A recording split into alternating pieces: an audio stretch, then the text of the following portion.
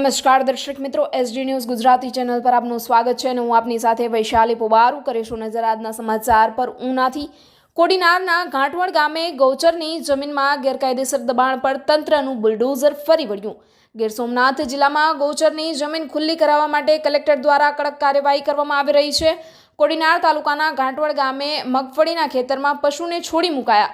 ખેડૂતોએ ગૌચરની જમીનમાં ગેરકાયદેસર રીતે મગફળીનું વાવેતર કર્યું, જેથી વહીવટી તંત્ર દ્વારા મગફળીના ખેતરમાં પશુઓને ચરવા માટે છૂટા મૂકી દીધા. ગીર સોમનાથ જિલ્લા કલેક્ટર શ્રી દિગ્વિજયસિંહ જાડેજાના માર્ગદર્શન હેઠળ જિલ્લામાં વિવિધ સ્થળોએ દબાણ દૂર કરવાની કામગીરી સતત કરવામાં આવી રહી છે, જેના અંતર્ગત આજે કોડીનાર તાલુકાના ઘાંટવણ ગામે ગૌચરની જમીન ઉપર દબાણ કરેલી જમીન ખુલ્લી કરવામાં આવી હતી. જિલ્લા કલેક્ટર શ્રીના માર્ગદર્શન હેઠળ ગ્રામ પંચાયત દ્વારા દબાણો દૂર કરવાની કાર્યવાહી શરૂ કરી દેવામાં આવી હતી. વહીવટીતંત્ર દ્વારા દબાણ હટાવ કામગીરી અંતર્ગત આજરોજ ગૌચરની જમીન ખુલ્લી કરાવવા માટે 2 જેસીબી મશીન અને 2 ટ્રેક્ટર દ્વારા જમીન ખુલ્લી કરાવવામાં આવી રહી છે. ઉલ્લેખનીય છે કે વહીવટીતંત્ર દ્વારા આજથી 3 દિવસ સુધી બાકી રહેલું દબાણ ખુલ્લું કરવાની કામગીરી ચાલુ રાખવામાં આવનાર હોવાનું જાણવા મળી રહ્યું છે. Reporter Abdul Ghachi, SD news Gujarati, Una.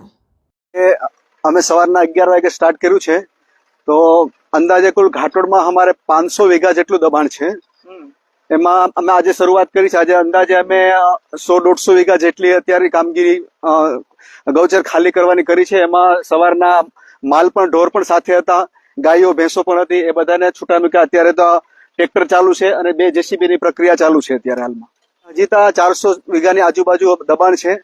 એ સતત 3 દિવસનો અમે કાર્યક્રમ રાખેલ છે. 3 દિવસમાં એ બધું અમારે દબાણ ખુલ્લું કરવાનું છે. મૌખિક પણ રજૂઆત કરી અને 3 વાર આપણે નોટિસ પણ આપેલી છે કે ભાઈ તમે તમારી રીતે ખુલ્લું કરી દો, પણ કોઈ ખુલ્લું ન કર્યું એટલે અમારે જેસીબી અને પોલીસ અને તાલુકા ટીડીઓ સાહેબ સાથે રહી બધાય અને કાર્યક્રમ અમે ચાલુ કર્યું છે.